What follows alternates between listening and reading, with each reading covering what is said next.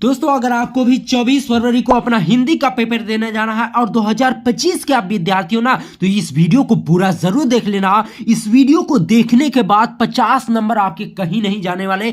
आज की इस वीडियो में 2025 का जो पेपर बनने वाला है ना, उस पेपर को मैं खंगाल कर लेकर आया हूं। अब की बात 24 फरवरी को जो पेपर बनने वाला है, इस पेपर से 100% क्वेश्चन, 90% लगभग क्वेश्चन उस पेपर से मैच करने वाले हैं। आज की इस वीडियो में जो भी स्टूडेंट इस पेपर को समझ लेगा ना, 24 फरवरी को यमराज का दादा भी उसे फेल नहीं कर पाएगा। तो आज की इस पेपर को हम समझने की कोशिश करते हैं और आज की इस वीडियो को देखने के बाद जो भी स्टूडेंट फेल हो गया तो मुझे जिंदा जला देना। मोबाइल नंबर और एड्रेस वीडियो के लास्ट में मिल जाएगा।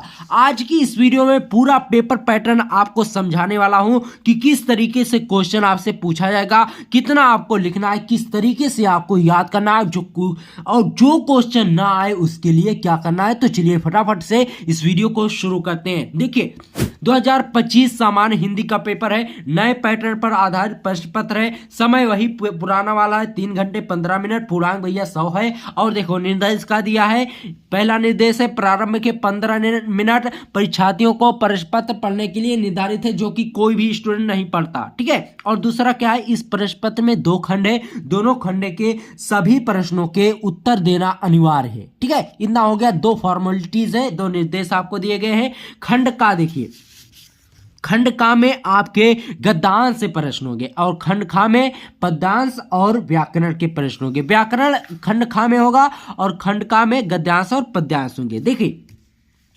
सबसे पहला आपको 5 प्रश्न बहुविकल्पीय के दिए होंगे कुछ इस तरीके से। चलिए इनको याद करते भी चलते हैं। पहला प्रश्न है अष्टाम के रचयिता भैया। 4 ऑप्शन है, गोकुलनाथ है पहले, और मोहन राकेश, नाभादास और यशपाल, ये चारों जनी हैं, ठीक है। देखो अष्टाम के जो रचयिता बाबू वो नाभादास जी हैं, ठीक है, बात समझ रहे हो। और आगे देखो खा है आचार्य हजारी प्रसाद द्विवेदी का उपन्यास है। ये 4 उपन्यास है।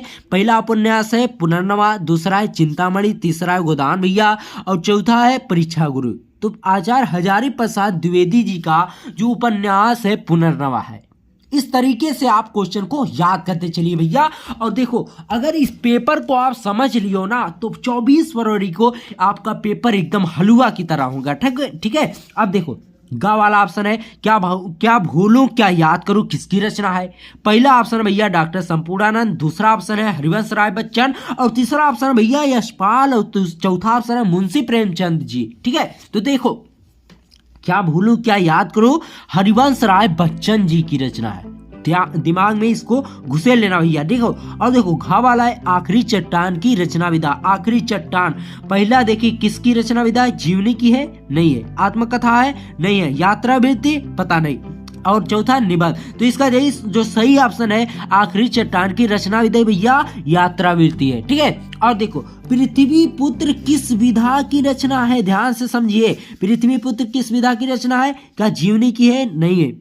चौथा है आत्मकथा, तीसरा यात्रावृत्ति और चौथा है निबंध संग्रह। तो पृथ्वी पुत्र जो रचना भैया वासुदेव शरण अग्रवाल की रचना है और निबंध संग्रह में है, ठीक है। और इस पर देखो एक और क्वेश्चन आपके साथ बन सकता है, पृथ्वी पुत्र किसकी रचना है, तो भैया वासुदेव शरण अग्रवाल की है। याद करके चलते रहिए, ठीक है। और देखो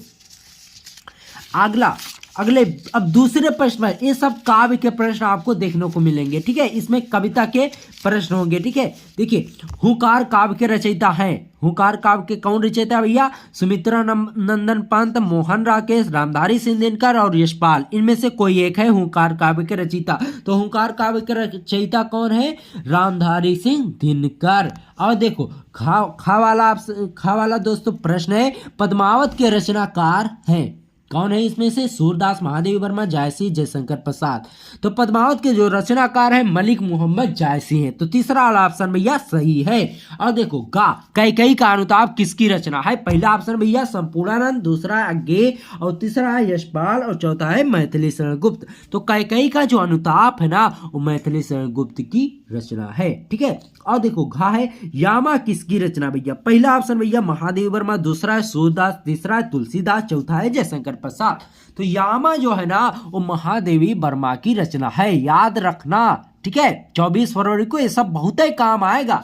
और देखो अड़ा वाला ऑप्शन भैया तीसरा सप्तक का प्रकाशन वर्ष है, पहला 1959, दूसरा 1965, तीसरा 1957 और चौथा 1958। तो कौन है सही बताइए, जल्दी बताइए। देखिए तीसरा सप्तक का प्रकाशन वर्ष है 1959, तो पहला वाला ऑप्शन भैया इसमें सही है। ठीक है, अब देखो अब लिए चलते भैया आपको मोटे मोटे नंबर पर। ठीक है, अभी तो एक एक नंबर चुटपुटिया में जी रहे थे, अब देखो लंबा हाथ मारने चल रहे हैं। देखिए दिए गए गद्यांश पर आधारित प्रश्नों के उत्तर दीजिए। 5 गुणे 2 10 नंबर का एक प्रश्न है, यानी भैया इसमें 5 प्रश्न होंगे 2-2 नंबर के, कुल मिलाकर 10 नंबर इससे मिलेगा। तो सबसे पहला काम कहा है भैया, ये गद्यांश को आप पढ़ ले एकदम अच्छे तरीके से। ठीक है, अशोक को जो सम्मान कालिदास से मिला वो अपूर्व था। सुंदरियों के आशी जानकारी नुपुर चरणों के मृदु आघात से वह फूलता, कोमल कपोलों पर कर्णावंतस के रूप में झूलता था और चंचल नील अलकों की अचंचल शोभा को 100 गुना बढ़ा देता है।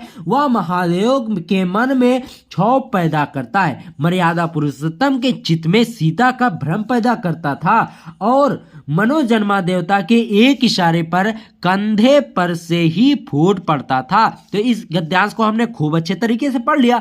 अब देखो इसमें प्रश्न क्या पूछे जाते हैं, उपर्युक्त गद्यांश का संदर्भ लिखिए। तो संदर्भ क्या भैया, एकदम आसान है, अशोक नाम शब्द आया है तो अशोक के फूल हो गया, बहुत ही सिंपल है। तो उपर्युक्त गद्यांश का संदर्भ कैसे लिखेंगे, प्रस्तुत गद्यांश हमारी पाठ्य पुस्तक हिंदी के अशोक के फूल नामक पाठ से लिया गया है। इसके रचयिता भैया आचार्य हजारी प्रसाद द्विवेदी जी हैं। सही है ना, अगर गलती हो जाए तो बता देना। ठीक है, देखो खाए रेखांकित अंश की व्याख्या कीजिए। रेखांकित अंश की व्याख्या मतलब यहाँ पर आपको रेखा खींची होंगे। नुपुर बालों मृदु आघात व फूलता है, कोमल कपोलों कर्णावतस के रूप में झूलता और चंचल नील अलकों की शोभा 100 गुना बढ़ा देता है। यहाँ तक रेखांकित अंश है, तो व्याख्या आपको उतनी ही करनी है जितना रेखांकित, ना कि पूरे के। बहुत से स्टूडेंट होते हैं पूरा गद्यांश छापने लगते हैं, तो भैया गलत हो जाएगा, फिर मत कहना बताए नहीं थे। अशोक पर फूल आने के संबंध में लेखक के क्या विचार है, अशोक पर फूल आने के संबंध में। ठीक है, तो इसका आपका आंसर इसी में से मिल जाएगा। आशी जानकारी तथा कर्णावंतस के अर्थ लिखिए, इसका भी इसी में मिल जाएगा। तो चलिए अब आगे देखते हैं। ठीक है, आगे देखिए अथवा करके है, अथवा करके है तो अथवा चाहे आप करो चाहे ये करो। ठीक है, अथवा ये क्या कहाँ से है, निंदा रस से है। ठीक है, और देखो चौथा प्रश्न है गद्यांश पर। अब आ जाते हैं हम पद्यांश पर। दिए गए पद्यांश पर आधारित निम्नलिखित प्रश्नों के उत्तर दीजिए। 5 गुणे 10 नंबर इसमें भी मिलेगा।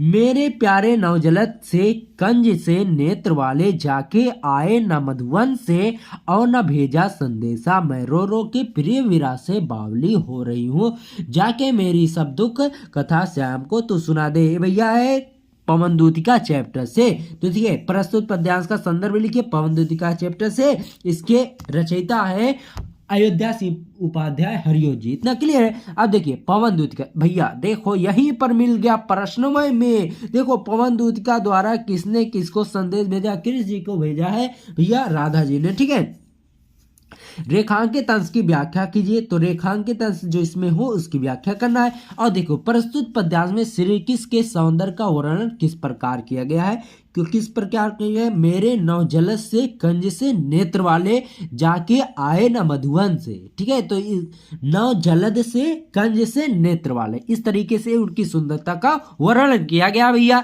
और देखो प्रस्तुत पद्यांश में प्रयुक्त रस तथा उसका अस्थायी भाव लिखिए। अथवा इसमें क्या रस हो जाएगा, इसमें रस हो जाएगा भैया, क्या रस है, संयोग वियोग वियोग श्रृंगार रस, वियोग श्रृंगार रस हो जाएगा इसमें भैया। और देखो अथवा मैं नीर भरी दुख की बदली स्पंदन में चिर निस्बंद बसा, करंदन से आहत विश्वास। तो आप चाहे ए करो और चाहे फिर आप ए करो, दोनों में से एक ही करना होगा। 10 नंबर भैया मिलेगा। अब लिए चलते भैया आपको दूसरे प्रश्न पर। देखो एकदम आसान से भैया, निम्नलिखित में से किसी एक लेखक का साहित्यिक परिचय देते हुए उनकी प्रमुख कृतियों का उल्लेख कीजिए और अधिकतम शब्द सीमा भैया 80 शब्द है।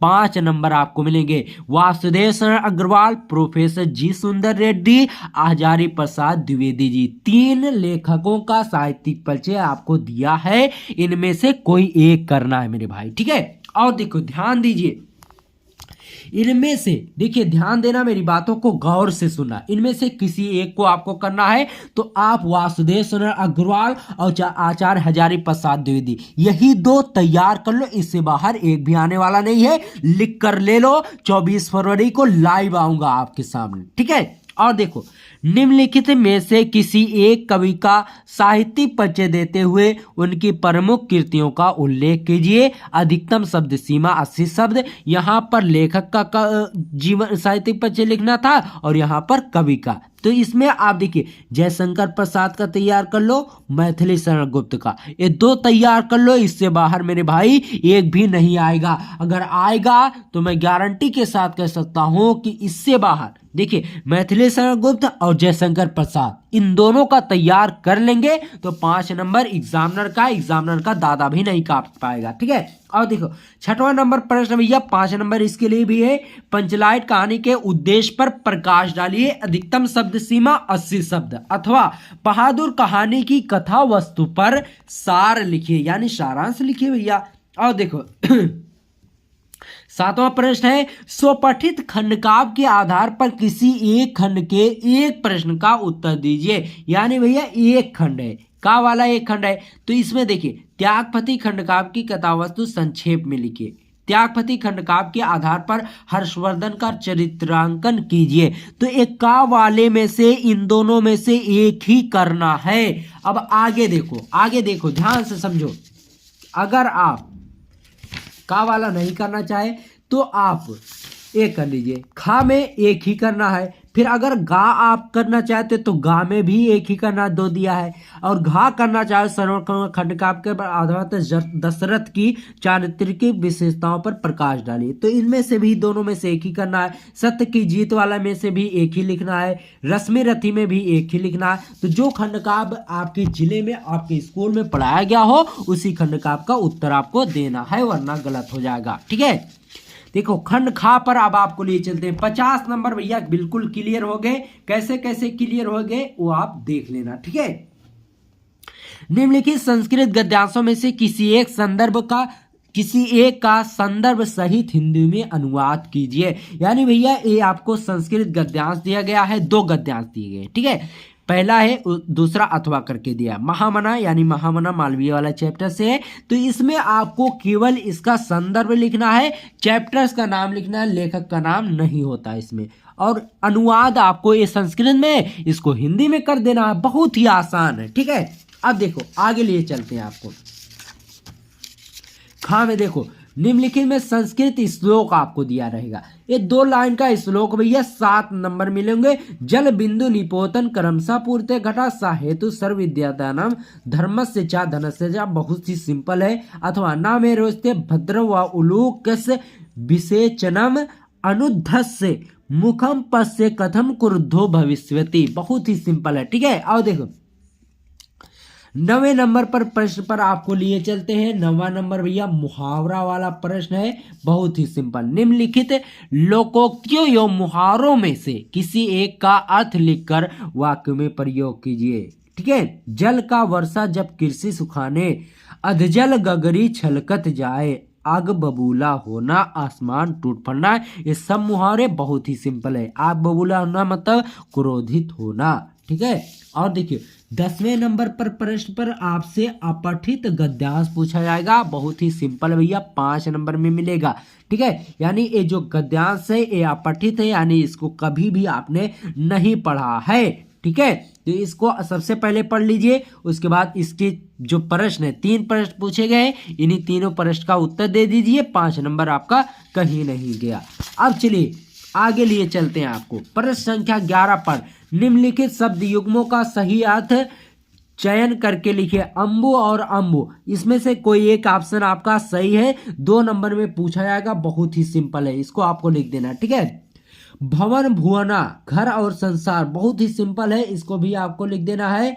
और देखो घर और संसार ये सही होगा। निम्नलिखित शब्दों में से किसी एक शब्द के 2 अर्थ लिखिए। वारिद, मित्र, इनमें से कोई एक शब्द है, इसके 2 अर्थ आपको लिखना। और देखिए गा वाला है, निम्नलिखित वाक्यांशों के लिए एक सही शब्द का चयन करके लिखिए जिसका कहीं अंत ना हो।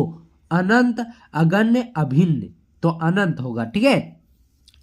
कम बोलने वाला, अमित भाषी, बहुभाषी, मितभाषी, मितभाषी होगा, ठीक है। अब देखो, अब लिए चलते हैं आपको प्रश्न संख्या अगला, इसमें एक और ऑप्शन है घा वाला। निम्नलिखित में से किन्हीं 2 वाक्यों को शुद्ध करके लिखिए। पुत्री परायाधन होता है, तो ये बिल्कुल भैया गलत है, इसका हो जाएगा पुत्री परायाधन होती है। आज मेरा बड़ा भाई आ गया, आज इसमें हो जाएगा आज मेरे बड़े भाई आ गए, ठीक है।